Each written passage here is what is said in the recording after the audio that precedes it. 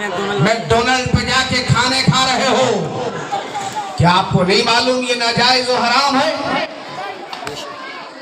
काश मेरे नौजवान तुमने पेप्सी और कोक और इसको थम्स अप वगैरह को हाथ न लगाया होता तो आज बम्बार्डमेंट फिलिस्तीन के बच्चों पर नहीं हो रहा होता। इसलिए दौलत तुमने दी है, उसे बारूद इकट्ठा करने की, उसे हवाई जहाज इकट्ठा करने की, उसे ताकत इकट्ठा करने की दौलत तुमने दी है। इसलिए तुमने पेप्सी पी के घरों में, तुमने पेप्सी पी के महफिलों में, तुमने पेप्सी पी के शादियों में उसे दौलत फराहम की है कि आपने पेप्सी पीने से पहले उसका स्लोगन नहीं पढ़ा है, favour any pens support of the Israel. शर्म नहीं आती आपको? उसके बाद कहते मौला मुसलमानों की हिफाजत कर। दौलत आप फराहम कर रहे हो, शोहरत आप फराहम कर रहे हो, माल आप फराहम कर रहे हो, आपके बच्चे मारे जा रहे हैं, बारूद कहां से आया? जो पेप्सी आपने पी, जो लिम्का आपने पिया, जो आपने कोका कोला पिया, जो थम्स अप पिया, उसकी कमाई से any pen support of the Israel बन के आज बारूद मुसलमानों के सीने में दाखिल हो रहा है।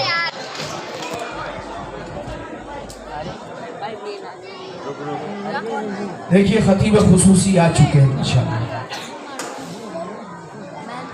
तुम्हें शर्म नहीं आ रही? शर्म नहीं आ रही भी तेरे को? मुंह धो के नहीं आया। ये हमारी कौम का आलम है। हम तबाह हो गए, बर्बाद हो गए। कौम हमारी अपनी नस्लें नहीं बचा सकी। आज चरस का सिगरेट हमारे नौजवान के हाथ में है, शराब का जाम उसके हाथ में है, शादी ब्याह पार्टियों में उसके पाँव में घुंघरू भले ही ना हो लेकिन वो थिरक रहा है, नाच रहा है। ये मिल्लत इस्लामिया का शहजादा ये नाचने के लिए पैदा हुआ था, बल्कि मिल्लत इस्लामिया की तकदीर बन के मुस्तकबिल में नस्लों तक इस्लाम पहुंचाने की जिम्मेदारी इसकी थी। आज ये नाच रहा है डीजे की बेहंगम आवाज पे। तुम्हें शर्म नहीं आ रही है? तुम्हें गैरत नहीं आ रही है? कौन है तारिक आईन रसूल मुख्तार? मसलहत वक्त की है, किसके अमल का मियार किसकी आंखों में समाया है, शियार अखिया हो गई किसकी निगाह, तर्ज़े सलफ से बेजार, कल्ब में सोज नहीं, रूह में एहसास नहीं, कुछ भी तो पैगाम मोहम्मद का हमें पास है।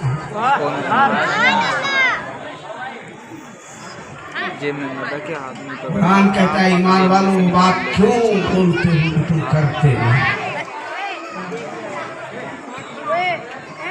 2 करोड़ मुसलमान हैं और लानत का तौक पड़ा हुआ है। अभी 40वां नहीं हुआ। 40वें के भी मुखालिफ बहुत है, मगर 40वें की बड़ी लंबी हिस्ट्री है, तो बताऊंगा। अरे उनका भी होता है जो मना करते हैं। हम तो कायल हैं, रहेंगे इसलिए कि 40 दिन तक जनाबे आदम पे अल्लाह ने बारिश फरमाई। 39 दिन तक गम की बारिश हुई उनके खमीर पर। एक दिन रहमत और खुशी, निसात और फरहत की बारिश हुई। 40वें से रिश्ता कैसे टूट सकता है? 40वां तो वो भी करते हैं, उनका भी हो जाता है, जो नहीं करते हैं। दुनिया में नहीं करते, माँ के पेट में हो जाता है, माँ के पेट में हो जाता है। ये उलमा बैठे हैं, ये बताएंगे कि जब नुत्फा ठहरता है तो 40 दिन नुत्फा मुद्गा की सूरत होता है, 40 दिन अलका की सूरत होता है, 40 दिन खूने बस्ता की सूरत होता है। अल्लाह अकबर। और जब ये 40वें इस पर गुजर जाते हैं, जब ये 40वें माँ के पेट में इस नुत्फे पे गुजर जाते हैं तो अल्लाह के हुक्म से फरिश्ता आता है और तकदीर लिखता है। और तकदीर लिखता है ये शकी होगा कि सईद होगा, आलिम होगा कि फाजिल होगा, जाहिल होगा कि ये कारोबारी होगा, कौन होगा। तकदीर लिखी जा रही है, कितना जिएगा कौन लिख रहा है। शिकम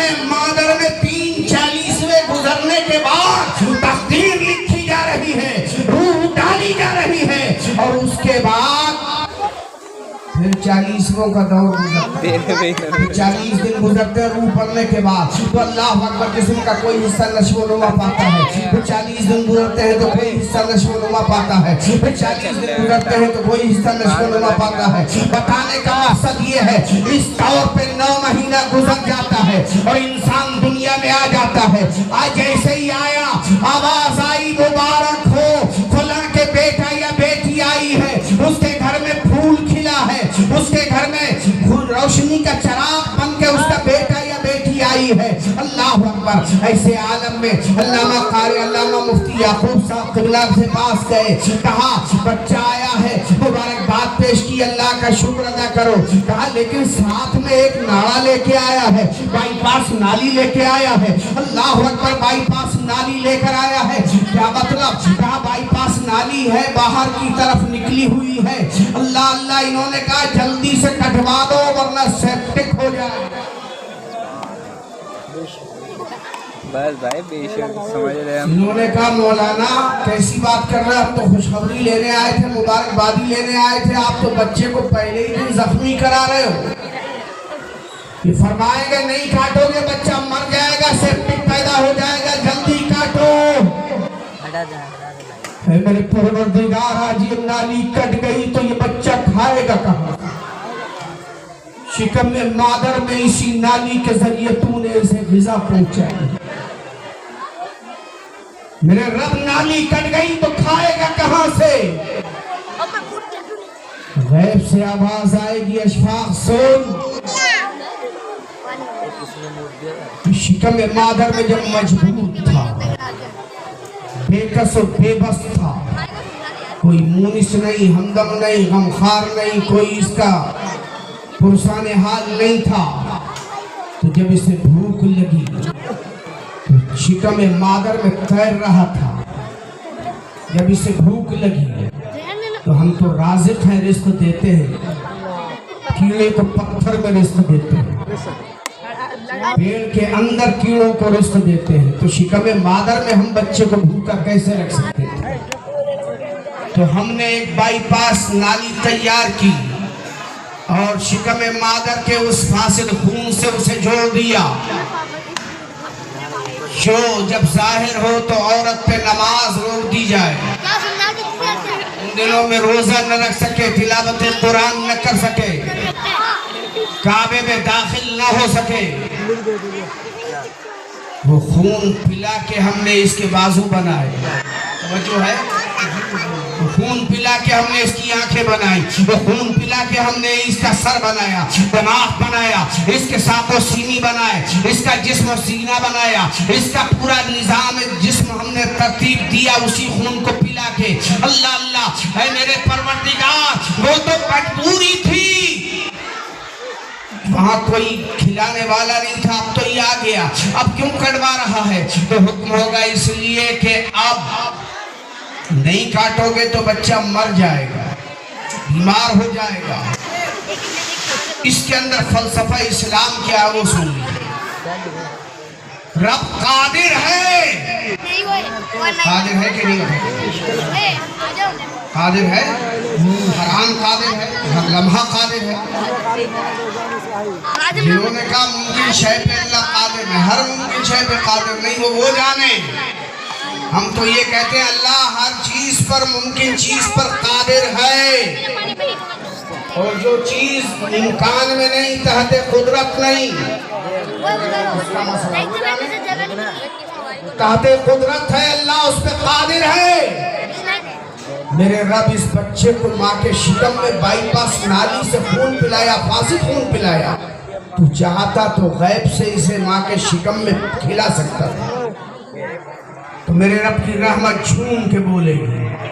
तहफ़्फ़ुज़ नामूस रिसालत कॉन्फ्रेंस में बैठने वालों,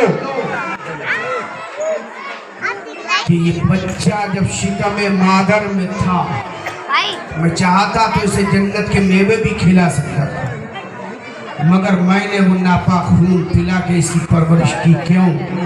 इसलिए ताकि दुनिया में जाके जब इसके पास माल आ जाए तो तकब्बुर का ठेकेदार दिमाग में न बैठने पाए, जब इसके पास कार आ जाए तो घमंड इसके ऊपर ना हावी होने पाए, जब इसके पास दौलत के अंबार लग जाए तो गुरूर में मुब्तला ना हो जाए। इसलिए मैंने गुरूर से बचाने के लिए इसे फासिद खून पिला के माँ के शिकम में परवान चढ़ाया, ताकि जब ये हाथों से पाँव से रोटी रौंदे तो इसे याद आ जाए कि इसकी पहली खुराक क्या थी। तकब्बुर कभी नहीं आएगा जब इंसान अपनी पहली खुराक याद करेगा। अल्लाह अकबर। दूसरा फलसफा ये भी है कि मेरे रब ने माँ के शिकम में बाईपास नाली के जरिए तुम्हें फासिद खून पिला के तैयार किया, तुम्हारी नश्व नुमा फरमाई। अल्लाह तू चाहता तो मुंह के जरिए भी उसकी नश्व नुमा कर सकता था।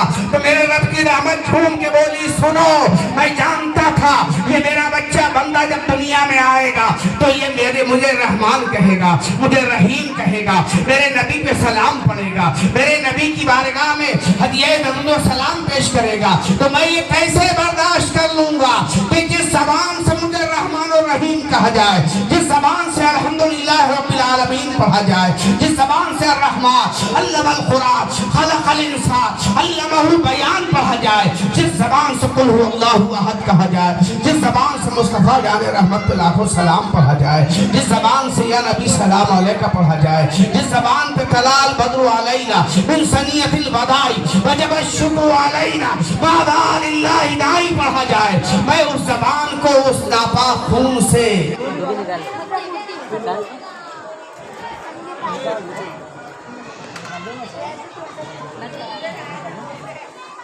नापाक खून के जरिए जबान नापाक कर दूं, मुंह नापाक कर दूं। इसलिए मैंने बाईपास नाली लगाई। जब तुम मजबूर थे तो रब ने तुम्हारी जबान को, तुम्हारे मुंह को नापाक चीजों से आलूदा नहीं होने दिया। आज तुम ताकतवर हो, तवाना हो और तुम शराब पी रहे हो, शर्म नहीं आती? तुम जुआ खेल के दौलत कमा के पेट भर रहे हो, शर्म नहीं आती? तुम सूद की कमाई से अपने बच्चों की, अपनी अपनी बीवी की किफालत कर रहे हो, शर्म नहीं आती? पॉकेट मार के, जेब तराशी करके, कम तोल के तुम अपना माल बना रहे हो, शर्म नहीं आती? रब ने तुम्हें हराम से उस वक्त बचाया